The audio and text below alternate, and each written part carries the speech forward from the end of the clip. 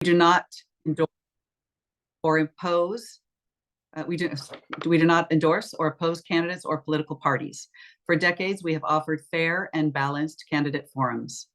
The League participates in advocacy and voter education. The advocacy arm of the League may take positions on issues such as in-ballot measures. The forum is represented by the education arm of the League. I'd like to remind everyone that the candidates have all agreed to participate under the ground rules set for this forum. The League is very proud of their history of civil discourse and nonpartisan forums. This is an educational event, not a debate. Before we get started, there are some details to review that will help you to interact with this session. Microphones are muted for everyone except for the candidates and the moderator. Video images will show the candidates and the moderator. Candidates will stay on screen for the entire forum and will mute until it is their time to talk. We're recording this forum and we'll be posting it via our websites and YouTube for the broader community to access. We have one forum to present in this session, and it will be for the position Board of Supervisors, District 4. We will be handling questions for the candidates in the following manner. Questions for this forum have been solicited in advance from the community and from our local leagues. We have screened the questions to ensure that they are fair and unbiased and to avoid duplication and anything inappropriate. The order of answering the questions will alternate with each candidate. Each candidate will have 2 minutes to respond to each question, and the chat function will not be active during this session. Please keep an eye on the timekeeper screen. The clock will signal the candidates of their remaining time and when their time is up. As moderator, I may verbally give prompts as well. Remember that if you go over time, I will remind you. If you violate the ground rules, you can be prevented from answering future questions, be muted, or removed from the forum. There will be no separate rebuttals. Following the questions, each candidate will have 2 minutes for a closing statement. The order of candidates has been randomly assigned, and we will begin opening statements with candidate Esteen. Thank you so much, League, for hosting this. It is a great pleasure and a great honor to be able to share a bit of my vision with you all tonight. And to the listening audience, thank you for attending. I think it's important for me to say that we have had an opportunity in this county for remarkable growth, and some of that has been shepherded by our incumbent. But 24 years ago, it was the year 2000, and so much of our world has changed. I mean, in the year 2000, you could get on an airplane, you could get to the airport and still wear your shoes. Venus and Serena Williams won their first doubles gold medals in the Olympics. Now they're both retired. Our world has different challenges. This county has seen an explosion of poverty, homelessness, crime, and fear. Our jail has seen at least 68 people die since 2014. People statewide are asking for sheriff accountability and oversight, but we haven't passed that. Tenants are asking for protections, and we're lucky enough to get a strong protection passed during the moratorium during COVID that they fought for, but we're not able to get any extended protections beyond that. It's time we change that. And additionally, our public health system and mental health system is underfunded and not serving nearly enough people in our community. I am a public health nurse and a psychiatric registered nurse. I have years of expertise, as well as experience helping to guide and lead and oversee our Alameda health system, which governs our 4 county hospitals, has a $1.4 billion operating budget separate from the county, and of which I was the chair of the finance committee with fiscal responsibility for billions of our tax dollars. I am honored to be able to share my vision, and will do so as we go through the questions tonight. Thank you. Thank you, Candidate Esteen. Candidate Miley, your opening statement, please. Thank you and good evening. I appreciate the League of Women Voters hosting this candidate forum this evening virtually. I'm used to being in person with you when you do your forum, so thank you. So yes, I'm running for re-election once again. Some of you know I've been on the Board of Supervisors for many years. And prior to that, I served on the Oakland City Council. I've been a resident of Oakland for more than 40 years. I've done a lot of work in the community on multiple issues, and I've serviced a proven and successful track record. Some of you may know that I came here to California when I finished law school at the University of Maryland School of Law as a Jesuit volunteer to work in the community, knocking on doors in Oakland. I actually lived in the Black Panther House to try to make government more responsive to the concerns of the community, working on issues, surfacing leaders. And as a result of that, I met a lot of folks, did a lot of successful things, and ran for the Oakland City Council and was elected. Mary King decided not to run for re-election. 8 of us were in that race, and fortunately, I won that race. Since serving on the Board of Supervisors, I've done a number of remarkable things, like pass at the board and the voters to approve a measure that raises over $100 million annually for healthcare. Right now, it's raised probably close to $2 billion. Passed the first ordinance to deal with the pharmaceutical industry in terms of medication take-back, which became a national model. Many of my colleagues who I've served with in 2020 are no longer on the Board of Supervisors. So that's one reason why I'm running again, to continue that continuity of service, to work on multiple issues, from the mental health crisis to the homeless crisis to the brazen and blatant lawlessness that we see in our society, reparations, and a host of other issues and concerns that our complex community and our diverse community deals with. Thank you so very much. Thank you, Candidate Miley. Candidate Esteen will now proceed with the questions for the night, and we will start with you. First question: what are the important decisions before the Board of Supervisors in the next 4 years? And what are your priorities? There are so many important decisions coming up. We have to respond to the crisis of homelessness and the crisis of poverty in our community. Just last year alone, poverty in this county increased by 9%.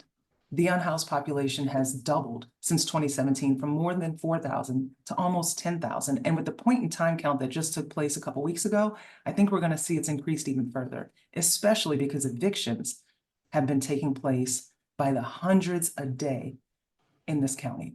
So what I will be doing is making sure that we pass strong tenant protections, that we extend the affordable housing that currently exists so that stock never goes away.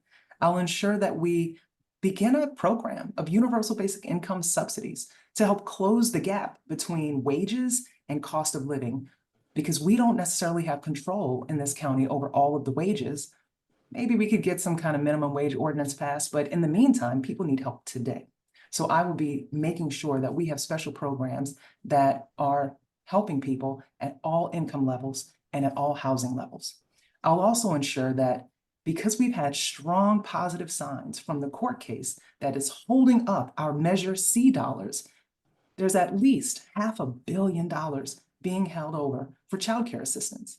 And the implementation of that, once we win the court case, is going to be something that requires very fastidious and also visionary approaches for spending the money in a way that brings in all of our community members. You know, when I went to nursing school 14 years ago, I was in hard times. I was on food stamps, and I also was receiving childcare assistance. To have the experience and knowledge of someone who has been a recipient of our benefits, who has then taken that and gone all the way to managing a $1.4 billion budget, means that those benefits can lift people out of poverty and into success. That's what I'll be doing as supervisor. Thank you. Candidate Miley, the same question. What are the important decisions before the Board of Supervisors in the next 4 years, and what are your priorities? Well, some of the important decisions are related to my priorities. First of all, I got the Board of Supervisors to declare a homeless crisis, because that is indeed a crisis, and we're working on that with a $2.5 billion Home Together plan. Secondly, affordable housing. I serve on the Bay Area Housing Finance Authority, and we're looking to put a $1 billion bond on the ballot in November that, if it passes, will provide funding for housing production, affordable housing preservation, and protection, so that we can keep people housed and not be displaced. An additional priority is the delivery of active transportation, Valley, which is a light rail coming in from San Joaquin County into Alameda County. That's $1 project so that we can address greenhouse gases and climate change. That's another big concern. We are also looking at an EMS contract for ambulance service. That comes around like every 5 years or so, and we've been working on that. And that's another major concern because that will determine the delivery of emergency services throughout the county. Additionally, I want to continue to work on blight because blight, for instance, through illegal dumping, is a harbinger of crime. And that leads me into this trying to address the blatant lawlessness that's occurring in our society today. That is extremely important because if we're not safe, then businesses leave, people feel fearful, and it's not good for our society and our well-being.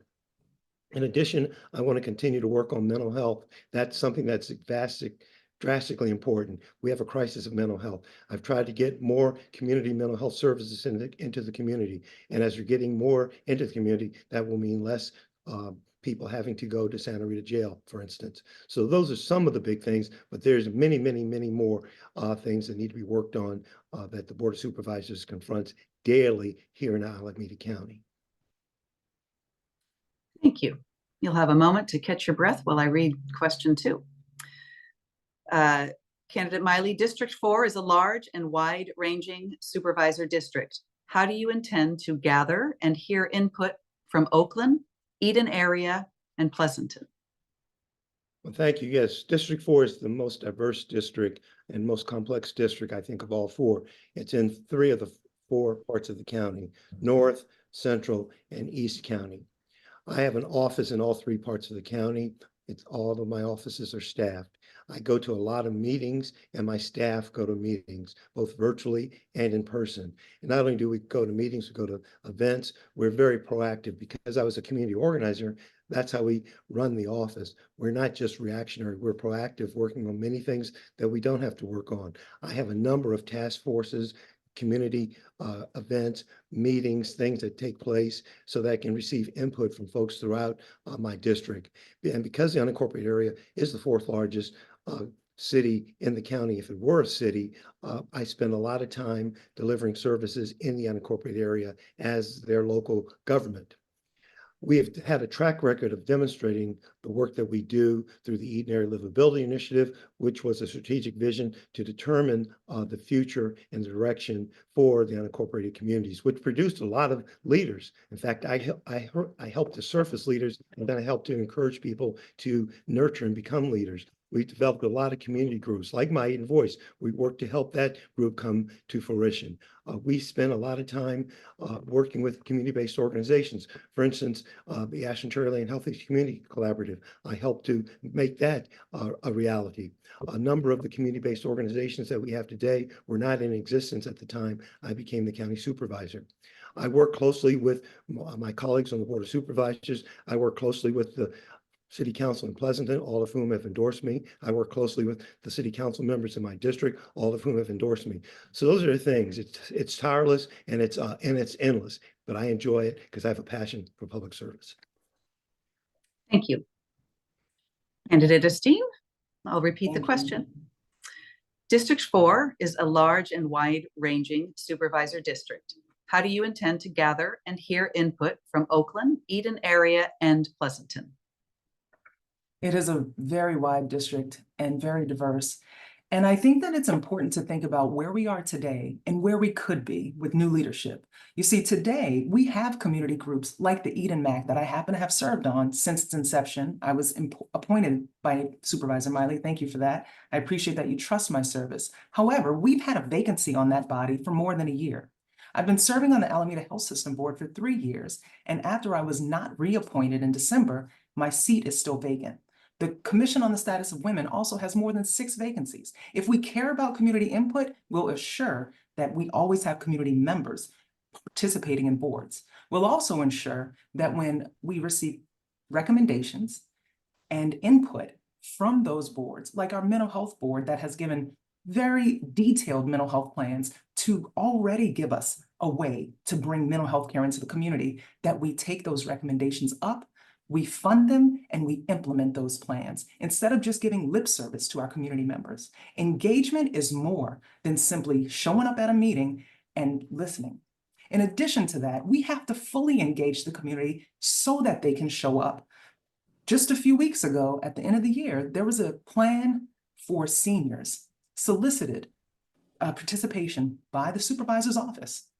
And at the meeting that was held in East Oakland, 5 people showed up. In this county, in this district where there are 400,000 residents, true community engagement would have far more than just 5 people show up for someone who says that they really care about seniors. Developing those plans are important, and community input is as well. So what I will do is ensure that we absolutely engage our community, listen, and make participation real. Take the input and make it into actionable items that we then invest in. Thank you. Now on to, back to you, Candidate Esteen, for question number 3. The county runs mental health programs, the probation department, the jail, and the public defenders and district attorney's offices. How can the supervisors support the county departments and local governments in their efforts to improve public safety? This is a very important issue. You know, the county is in charge of areas of public safety that are, with the sheriff, direct, but with these other departments that you named, indirect and somewhat delayed, in order for us to ensure that we are giving people the services that they need. Because there was recently statistics provided by Richmond, the city of Richmond, our neighbor, showing that they have reached their lowest level of murder and crime in their history. There's only been 1 year where they had a lower murder rate, and they cite community service and investment in community benefits as the reason. In Oakland, however, which is a part of this district, we've seen spikes in crime and a divestment from violence prevention and community-based resources. And the two have to be correlated. So I think what we need to do is offer more funding into our public defender's office, create some diversion programs, fully fund and make sure that we fully staff our collaborative courts so that the programs that currently exist can function well. Our county jail is home to 50%, the population there, 50% of people who have mental health diagnoses. As a psychiatric registered nurse, I 100% believe, and I think people in our community believe as well, that you cannot get well in a cell. However, what we can ensure, because people are in jail, they're not in prison, they are absolutely coming back to our community. And not only do we need to ensure it because we're currently under consent decree in our jail, we have to invest in community-based resources and community care. And we have to do it in a meaningful way, starting with the plan that the Mental Health Commission brought us in collaboration with our mental health director. I think there's more that we can do, but right now the status quo is simply not working. Because if it was, we wouldn't see this rampant crime and lawlessness, as I've heard the incumbent call it. Thank you. Candidate Miley, I will read the question. The county runs mental health programs, the probation department, the jail, the public defenders, and district attorney's offices. How can the supervisors support the county departments and local governments in their efforts to improve public safety? The public safety, it's important that we recognize public safety has 3 components. Upstream, which is prevention, intervention, and then also law enforcement. And it's important that all 3 components are funded and fully operational.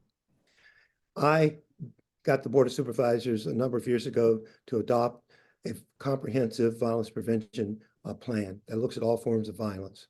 And as a result of that, we have an Office of Violence Prevention in the Public Health Department. The Public Health Department has funding for violence prevention. So that's just one example. Then additionally, we need intervention type of programs so that if folks do run afoul of the law, there are things that can be done to intervene to help to keep them on the right track. And we provide a multiplicity of funding for intervention. And then law enforcement is another big component. And when it comes to law enforcement, we need to support our law enforcement entities that provide constitutional professional services. And as long as they're doing that, I think that's important because law enforcement does serve as a deterrent. We need to ensure that we have adequate community mental health services so that folks don't end up going to Santa Rita Jail and having to receive mental health services there. It's got to be care first, jails last. That's an important component.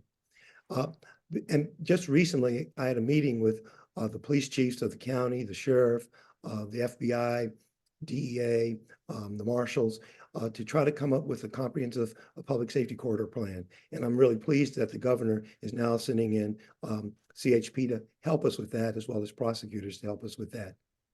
So those are some of the things. And I think because of my work on public safety, I've got the support of our sheriff. I've got the support of Pleasanton PD. I've got the support of Oakland PD. I've got the support of Alameda County Sheriff's Association, because they know that I deliver service when it comes to public safety. Thank you. You'll be first to answer the next question as well, candidate Miley. What do you propose to improve safety and positive outcomes for children in county child protective services, foster, and kinship care? Yes, we've recently had the State Department of Services come in and do an evaluation of our child care welfare department, so we could determine what are some of the deficiencies there and what needs to happen. We're going to be opening up a new assessment center as well. Presently, the assessment center is located in Hayward, but we're opening up a new one. One area that we need to look at in terms of additional assistance is we need to hire more staff so that we can stop the hemorrhaging of county employees and ensure that we have adequate staff to provide quality services. The best practices that we're looking at from the Department of Social Services will help us ensure that we're providing quality care for foster kids. Additionally, we are looking at having our behavioral health department and our child welfare department work more collaboratively around social services for youngsters who end up in child welfare. That's extremely important as well. We need to continue to funnel our resources in directions that assure us that we're having quality services. One thing we used to have was the Inter-Children's Policy Council, where we would have a number of entities that would collaborate around child support. Supervisor Gail Steele started that, and we need to get back to that because she was a strong proponent of child welfare services, and that was maybe a best practice that we let go of that we need to resurrect once again. So those are some of the things we need to continue to strive to improve upon. I do expect that the state will come in with their behavioral department and give us some recommendations on what we might consider doing as well. So we recognize that there are reforms and things that need to take place, but the bottom line is we don't want to take children away from families. We want to keep them in families. We want to keep them located near their homes so they can receive the type of love and support they deserve. Thank you. I will repeat the question, candidate Steen. What do you propose to improve safety and positive outcomes for children in county child protective services, foster, and kinship care? Thank you for the question. This is incredibly important. Just last June in Hayward, there was a scandal where the Hayward police showed up to one of our safety centers 312 times over the course of just a few months. This is an average of like 5 calls a day that the police were showing up in order to respond to issues around the children and their lack of safety and safe supervision. Really frightening because that was the home of where social services for these kids was operating. It kind of makes no sense. So what we're doing now, this is why the state is coming in to investigate, because it's been problematic. In order for us to improve these outcomes, we have to invest deeply in staffing. These agencies are struggling. You know, at the Alameda Health System, we have seen time and time again in our various emergency rooms. And in my experience as a psych nurse, even in private sectors, in Kaiser, too many young people, adolescents, sitting in emergency rooms waiting to get access to a treatment bed. We do not have enough placements. We do not have enough beds. And at Seneca, here in this district, we also do not have enough staffing because the funding isn't there. So we're going to have to reprioritize, not just recreate the system, because what we have could potentially work if it was fully staffed, if the funding was in place. The other stuff we have to do is make sure that young people have ancillary activities. We have to partner more deeply with the Alameda County Office of Education and our superintendent, who is tasked with providing services to these young people educationally. We need to make sure that our youth centers that are open and available to young people are funded so they can be open longer hours. They should be open until at least midnight during the week and on weekends as well. But right now, they're closed after hours and closed on weekends. To keep our people, our young people safe and healthy, we have to ensure that they have activities, that they have support, and that they have adults who can provide care for them. That's what I'll be doing. Thank you. I will go on and read the next question for you. The Board of Supervisors is working on implementing recent legislation about oversight of the county sheriffs, AB 1185. What are your priorities for the selection of the new Sheriff Oversight Board and for the Oversight Board itself? AB 1185 is important, and it was a state legislation that was enacted several years ago. However, we still are waiting for the composition of this board to be decided. And we don't necessarily have to wait for the Office of Inspector General to come around in order to seat community members. I think we should have a robust community process so that we can have civilians join this body and begin the process with them to create what will become eventually the fully formed body. Sheriff oversight is incredibly important. I stated in my opening that people have been dying in our jail, that our jail is under a federal consent decree after being investigated by the Department of Justice. And unfortunately, even with an influx of $318 million in 2020, the height of COVID, we still have seen people dying and not getting the care that they need and deserve and are constitutionally obligated to receive. So I want to see that there are only civilians on this body, that we have independent oversight from the Office of Inspector General with counsel that is not connected to our county council, that has subpoena power, and that has a budget that makes it adequate for them to do the work they need to do. If we are talking about real, robust sheriff oversight, then we need to do it at the standards that we've seen nationally. There are national organizations that have created sheriff and police oversight bodies all across this country, and we can partner with them so that we bring in the right experts to create this process and to do it in combination with our community.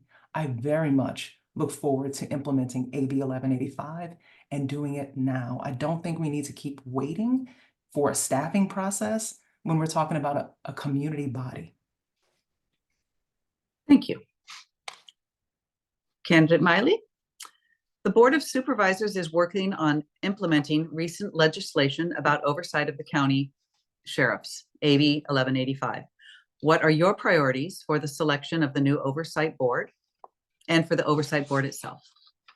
Yes, thank you. Yeah, I've been a strong supporter of 1185. Supervisor Valle and I marshaled that forward. Supervisor Valle, who chaired the Public Safety Committee, had a whole process that he wanted to follow in terms of implementation. So we'd have a lot of community engagement. We've had quite a bit of community engagement around 1185. Unfortunately, Supervisor Valle passed away, and Supervisor Marquez now chairs the Public Safety Committee. And she's kind of gotten up to speed, and we're continuing our process around that. I support oversight. I support an office of Inspector General. I've been very clear on that. The issues have been around independent counsel. I don't support independent counsel at the moment. I feel a firewall can be brought up so the county council can provide that service. I also think we need to make sure that the oversight body and Office of Inspector General has adequate budget, and we want to tie that percentage of that budget to the Sheriff's Department. So I support that. We want to determine how people are appointed. And I don't want to give up my authority as a county supervisor, of which I can't give it up in terms of the appointment process. So we're going to make sure we have appropriate people serving on that body. Right now, we're looking for maybe 7 people. Additionally, we need to make sure that that body can function well. Because this is a new body, we need to come up with both the funding for this body. We need to come up with the classifications for the folks that are going to be working with the oversight body and the Office of Inspector General. That's HR. We need to come up with the operational procedures and things of that nature for this new county office that is totally new. So those are some of the things we're working on, and is moving forward. And unfortunately, it's taken a while, which I don't necessarily like, but that's how government is. But we're making it happen. And I do want to evaluate whatever we put in place after a year or so, so we can determine if it's working or not. And if it's not, we can amend the ordinance. Thank you. On to the next question, candidate Miley. Where do you stand on independent redistricting for Alameda County and why? Well, during the redistricting process, I supported a hybrid approach. So it wouldn't be totally independent, nor would it be totally Board of Supervisor control. The hybrid approach, once again, you need 3 votes on the Board of Supervisors to get anything to happen. And we didn't have 3 votes for that. I think I supported it and I believe one other supervisor did. So with the hybrid approach, what would happen is we would have a group of citizens who would be appointed to help guide the process, come up with the potential maps, and then present to the Board of Supervisors, maybe 5 maps that we could then decide which of those 5 we'd like to select for redistricting purposes. Whereas what happened was the board maintained control of the entire process, something I did not support. I supported a hybrid approach, but I did not support a totally independent body because I do think it's important that there's I'd like to have things balanced. So I think the supervisors have some level of expertise, and obviously the community has expertise. And if you do a hybrid approach, then you can combine both of those levels of expertise to come up with the best possible type of a redistricting map. The places where we've seen a total independent commission, I think it's kind of run into some challenges and some difficulties.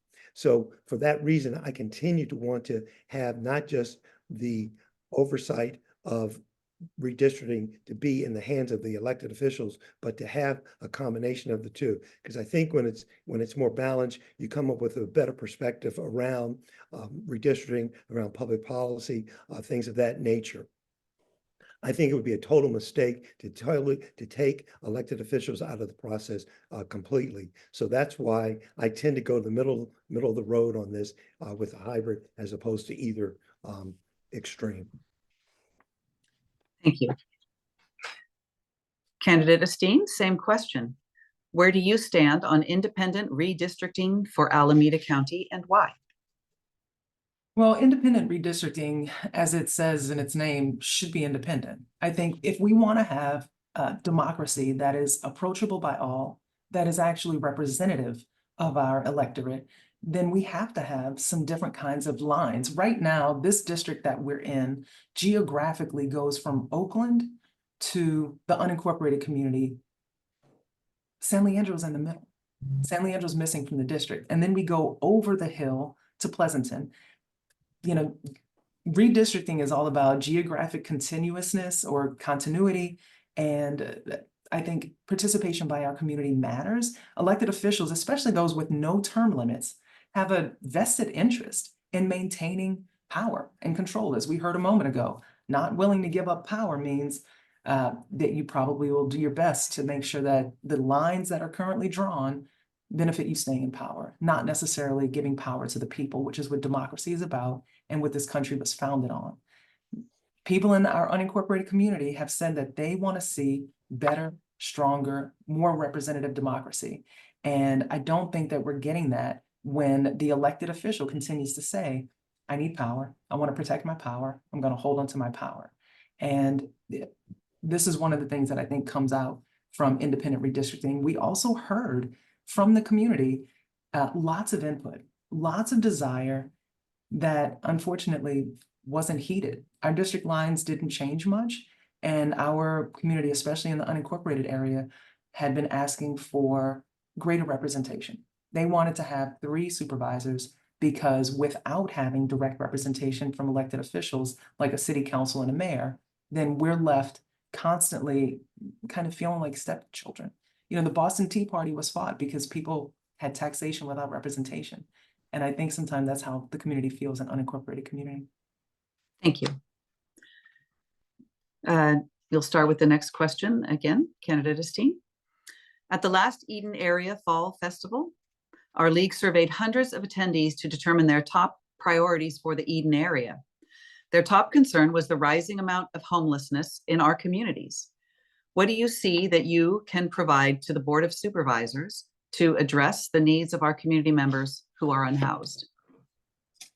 Homelessness is the hugest issue of our day, and in California and in this county, we are definitely seeing the rise of homelessness. And I think in order to turn this around, we have to do a lot of things urgently. I'm excited to know that this BAFA bond, which came from state legislation in 2019, has the potential, after voters say yes to it this November, to bring us the first tranche of money in 2026.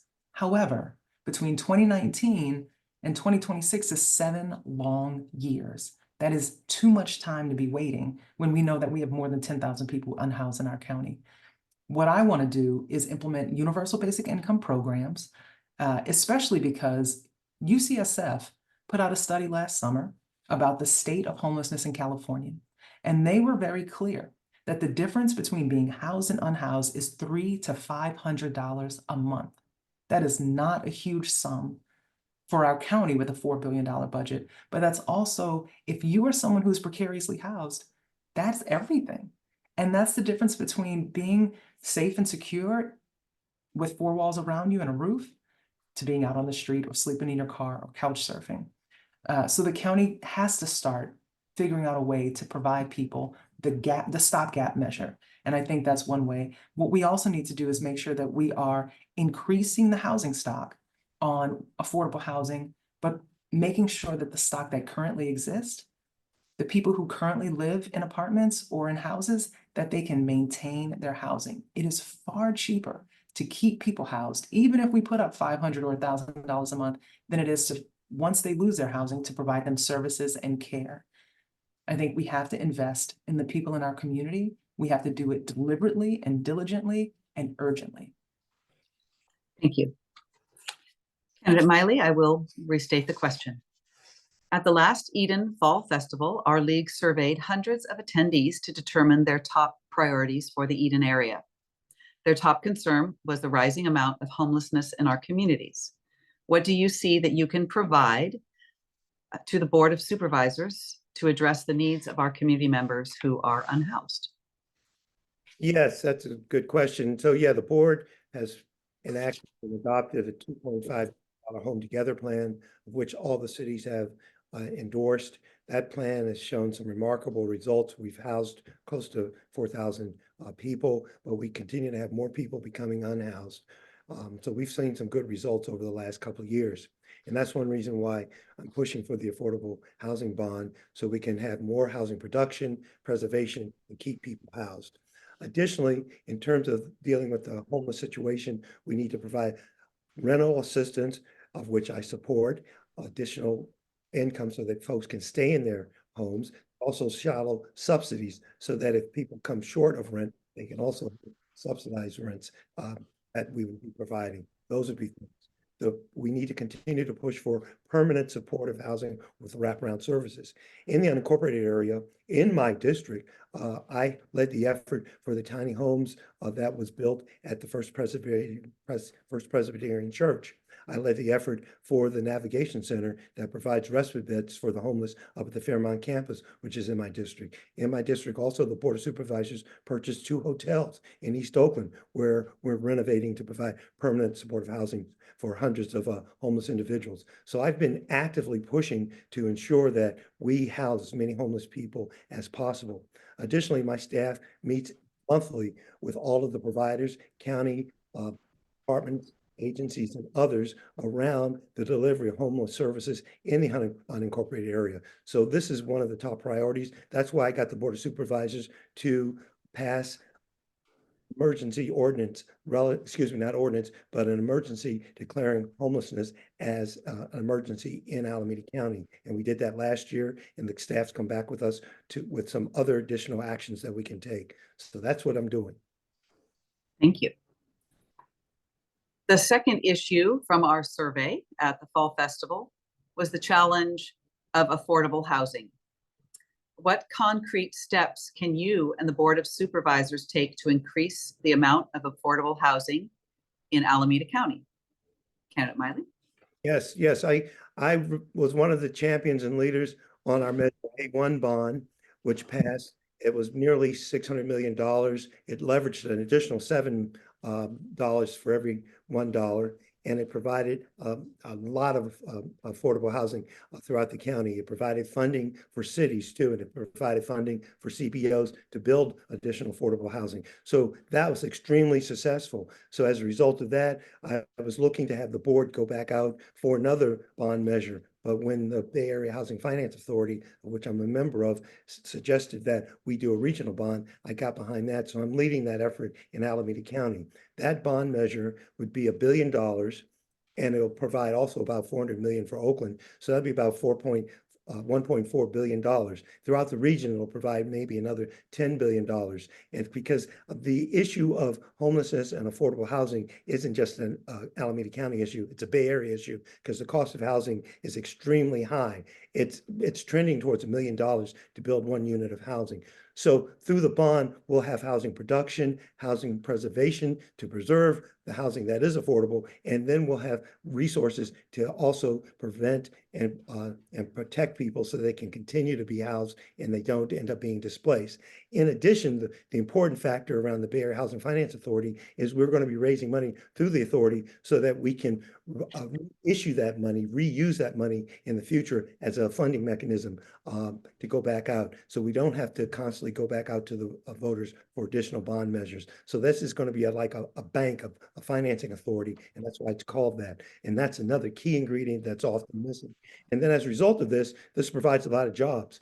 So it's good for the economy as well. So it's a win-win. Those are some of the things that I've done, and those are things that I continue to do. Thank you. Candidate Steen, I will reread the question. The second issue that came up from our survey was the challenge of affordable housing. What concrete steps can you and the Board of Supervisors take to increase the amount of affordable housing in Alameda County? Yeah, the cost of housing is very high, and unfortunately, people's wages are stagnant. So we have to do many things. I think the BAFA bond, as I stated, is going to be great, but the money is so long to wait for. And we have to work with the resources that we have currently in order to make sure that we're doing it. I'll give an example of something I did on the Alameda Health System Board. We needed to get people out of the hospital who were precariously housed or unhoused. And we were able to partner with Cardia Health, which came into the county during COVID to offer shelter-in-place hotel. And we were able to procure 20 respite beds with 24-hour nursing care.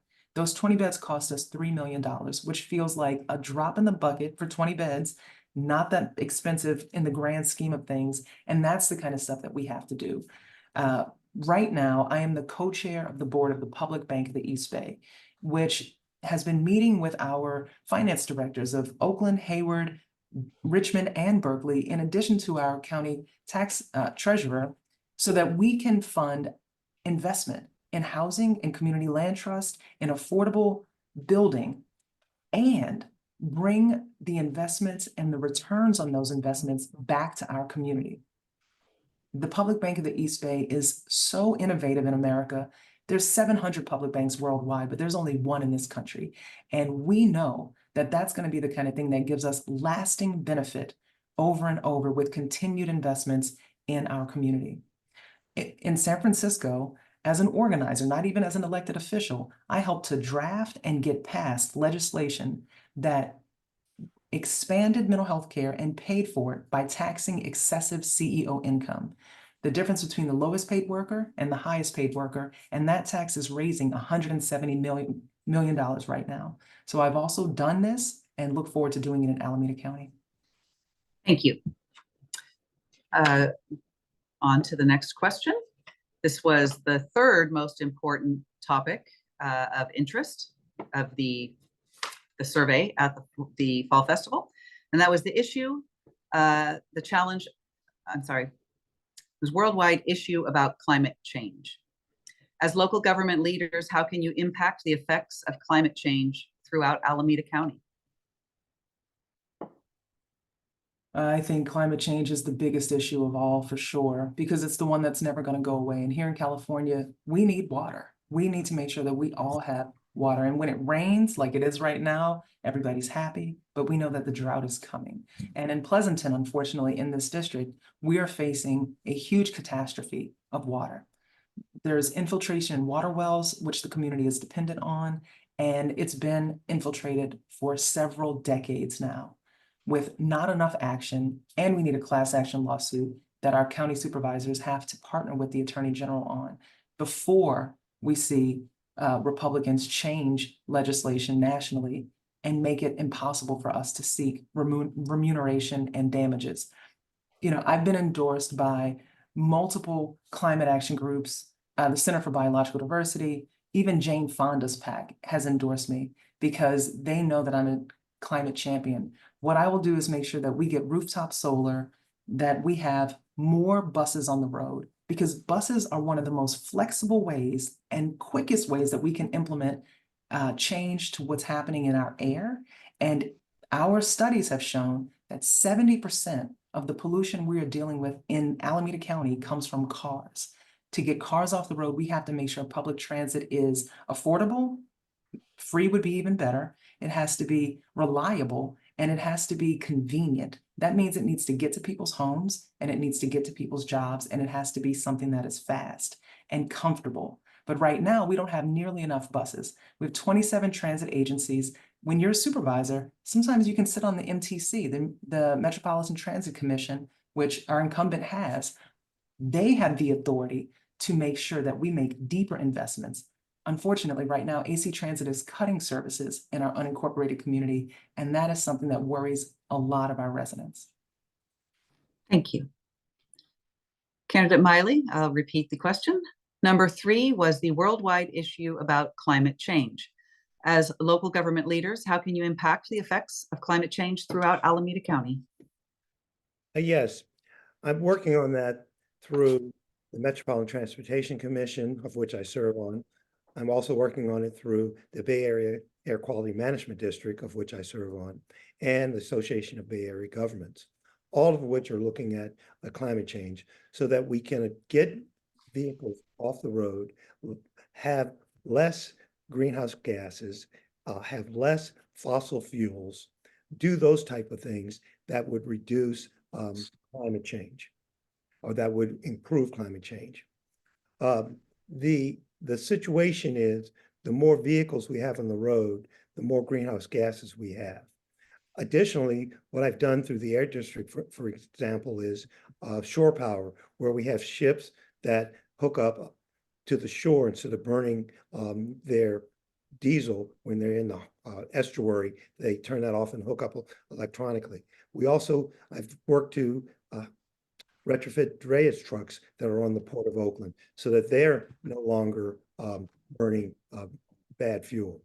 I've also pushed for community choice aggregation, and we developed the East Bay community energy, and that was important. So all of that's around green energy, and all that's around jobs. Those are important aspects in terms of reducing climate change. I've constantly tried to support the funding for our transit agencies throughout the Bay Area, and trying to encourage the use of transit, because transit needs to be safe, it needs to be clean, obviously it needs to be reliable and convenient, and it needs to be much more centralized as well. So those are some of the things that I'm attempting to do. We're looking at an environmental justice element in the unincorporated area that would also look at climate change. Thank you. Our next question, Candidate Miley, is, do you support incorporation for all parts of unincorporated Alameda County? If so, how would it affect the other parts of the county? If no, why are you not in support of the movement? Well, I support what the people of the unincorporated area want. It was through the Eden Air Livability Initiative that we began to understand that if the unincorporated area were to be incorporated, it'd be the 4th largest city. And that was something I began to pronounce, and I'm glad everybody says that nowadays. But I don't want to go down a road that the folks of the unincorporated area don't want. And for incorporation, the people have to vote on that. You just can't impose incorporation on people. And I supported the initial incorporation study in Castro Valley. I actually funded that.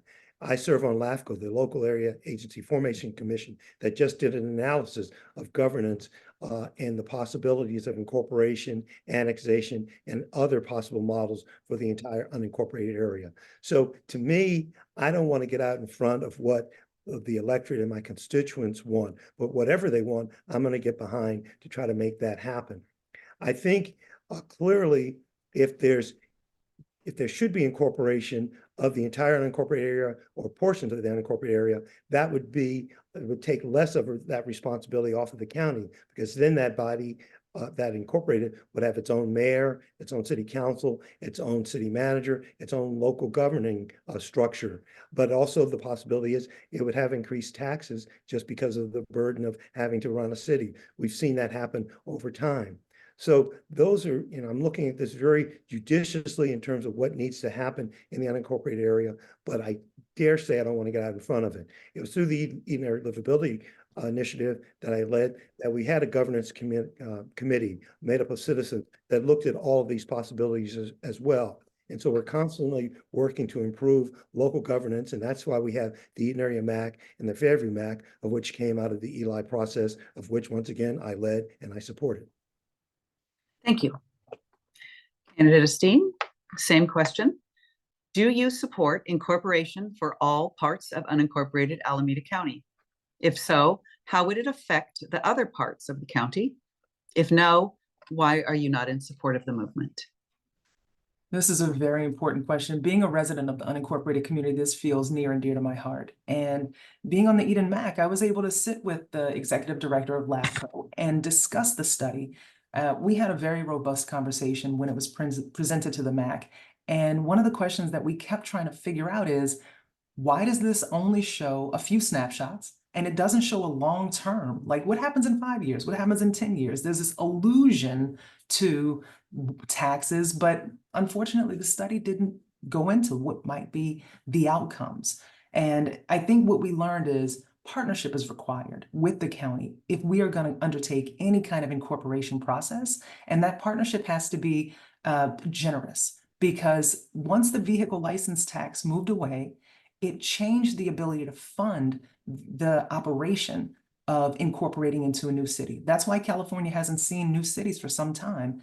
But when the county partners with the local jurisdiction, then we can see that the liability and the burden of the cost for the first few years can be mitigated by the county. We can get a grant, we can get forgiveness, we can go out and find some partnerships on the federal level to cover those costs. That is not also anything that was discussed or included in the LAFCO study. It felt as though the study was designed to show that it was not feasible to create a city, yet again disenfranchising the people of the unincorporated community. We also had to push for different kinds of scenarios to be considered. Will we look at Castro Valley by itself? Will we look at a combination of towns? What is the combination of towns? Certain towns were completely forgotten. That's unfortunate, but when you have representatives who do not live in the area, they do not understand our needs, and sometimes they forget about us. That will not happen when I am the supervisor. Being a resident here means that my priorities are clear. I have to take care of all of Alameda County, including unincorporated. Thank you. I will now start with our final question of the night. Candidate Esteen, what are ways in which Alameda County can more productively work with other counties in the Greater Bay Area to solve problems that are affecting us all? Yes, I love this. I think collaboration is key always. And I think that we have seen good collaboration with the BAFA bond, with that particular measure where the counties are coming together. As we've heard, supervisors serve on commissions and other agencies that partner with fellow supervisors in other areas. So there's a natural alliance for people to partner and work together. But it has to be incredibly meaningful and it has to be intentional. And one of the things that I did recently on the Alameda Health System Board, at the end of my tenure, I partnered with the president of our board for our board retreat, which typically makes you think about, every member of the board sitting around and having a nice lunch and going home. We did so much more than that. We invited members of the Homelessness Commission. We invited the county mental health board. We invited members of Native American Health Center, and we invited our subsidiary boards to join us. We had the day led by National Equity Partners, a DEI firm based out of Oakland, so that we could break down the silos and bring together the people that we know create health, thinking about housing, thinking about what it is to have mental health care and physical health all at the same time under one roof. And people who've been connected to the county and working for the county for decades said it was the first time a gathering like this had ever happened. And they were so grateful for the opportunity. We even invited all the supervisors to participate, and Lena Tam joined us. The other supervisors sent staff, but it was so nice to see how seriously this was taken. Unfortunately, I can no longer participate in that process or lead it because I'm not on the Alameda Health System Board, but it's just an example of the way that I will approach partnerships, creative thinking, breaking down silos, and working together, because we will only solve these major issues when we work together, and we have to communicate clearly and effectively. Thank you for the question. Thank you. Candidate Miley, our last question of the night. What are ways in which Alameda County can more productively work with other counties in the Greater Bay Area to solve problems that are affecting us all? Yes, as the president of the Alameda County Board of Supervisors, I have relationships with a lot of county supervisors throughout the region, throughout the state, and quite naturally throughout the country. I serve on the Metropolitan Transportation Commission, which is for the 9 Bay Area County region, and that's an area where we collaborate. I serve on the Association of Bay Area Governments with other county supervisors, mayors, and city council members, and that's another area where we collaborate. I serve on the Bay Area Quality Management District with other county supervisors and some mayors and some council members, and that's another area where we collaborate around air quality. In addition, I serve on the Bay Area Housing Finance Authority, which is another example of collaboration. We also are members of the Association of Counties, California State Association of Counties, and we collaborate through that mechanism. We have a lobbyist that works with us and works with CSAC on collaboration with counties.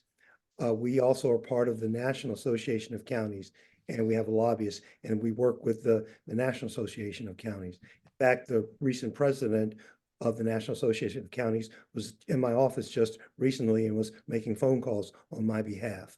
So we do a lot in order to try to work with other counties and our counterparts and our colleagues. That's what relationships, that's what institutional knowledge, that's what seasoning and experience provides for you when you've been on the Board of Supervisors, and not just as a county supervisor, but when you've served in government, as I have at the local level as an Oakland City Council person for 10 years, and then on the Board of Supervisors for a number of terms. So I know people, we collaborate very well. In fact, a couple of supervisors from other counties are about ready to collaborate with me on a letter dealing with public safety. Thank you. Now the candidates will make closing statements. We will begin with candidate Miley. Yes, I want to thank the League of Women Voters for this opportunity to speak with you and the audience and others who might see this and provide this educational opportunity. I trust that people understand that I still have a very strong passion for public service. I have endorsements from organized labor, the Central Labor Council, the Building and Trades. I have endorsements from the Service Employees International Union 1021, the California Nurses Association. I have support from the Attorney General, Rob Bonta, from Fiona Ma, the State Treasurer, from the State Superintendent of Schools, Tony Thurman.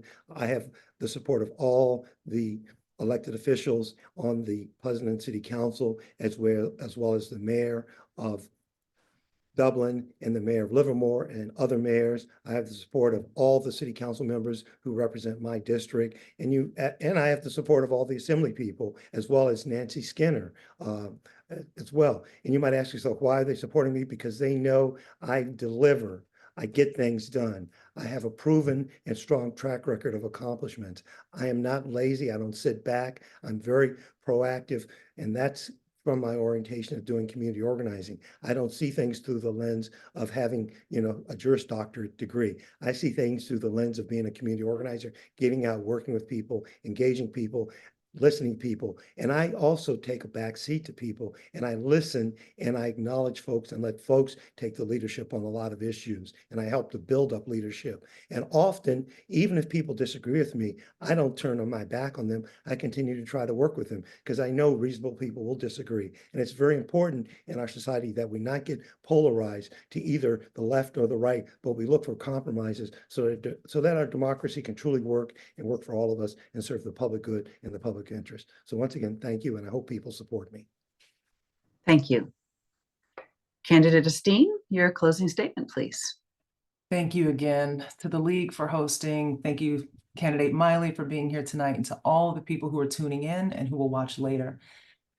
We are in a time of great need and a time of great change. Alameda County voters a couple years ago decided that they wanted to see women of color in leadership.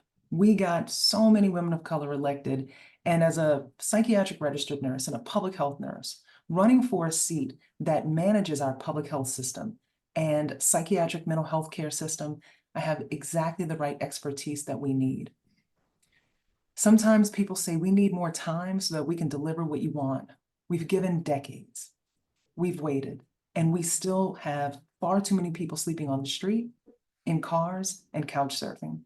We have far too many people who are looking for care. If you want to get mental health care in this county, you're on a wait list for 6 to 8 months. That is not acceptable. We need action, and we need it today. I've been endorsed by every community group that has made an endorsement in this race. I've been endorsed by all of the Democratic clubs in this district because the people, the community, and democracy demands change and better representation. The people who are funding my campaign, I am a 100% grassroots candidate, a person of the people. 1,400 members of our community are supporting this campaign with their hard-earned dollars because they want leadership that we can trust. We all deserve to have ethics at the forefront of our governing bodies, and we deserve to have it in a way that always makes us feel proud to say, I know that person. I know if I call them, they're going to respond to me. They're not going to ask me if I have a $20,000 check for them. Thank you so much for this time. Thank you for offering the opportunity. And if you'd like to learn more, go to jenniferesteen.com. Thank you. In conclusion of tonight's forum, we know some of you may not have had your particular questions answered. The screeners combined similar questions of general interest to the audience in the limited time we had. We hope that you will contact the candidates directly for additional information. Your local league also participates in Vote 411, an online collection of candidates' information. We encourage you to view the candidates' information there. If you have moved or changed your name or wish to change your party affiliation since you last registered, you'll need to re-register. Online voter registration is available at the Secretary of State's website, sos.ca.gov. It's secure and easy. The deadline to register to vote is on Tuesday, February 20th. Voters, however, may also register to vote on election day and vote provisionally. Ballots were mailed out on February 5th. You can vote in person, by mail, or place your ballot in an official Alameda County ballot drop box. Whatever you choose, please remember to cast your ballot on or before Election Day, Tuesday, March 5th. Thank you to the candidates so much for participating in this event tonight. It's been my pleasure. And thank you for taking the time to become an educated voter, those of you in attendance. We also have had many volunteers participating and want to thank them for their help in making this event a success that it was. We welcome any of you to join the League of Women Voters in doing the hands-on work to empower voters and defend democracy. Please vote on March 5th. Thank you and have a good night.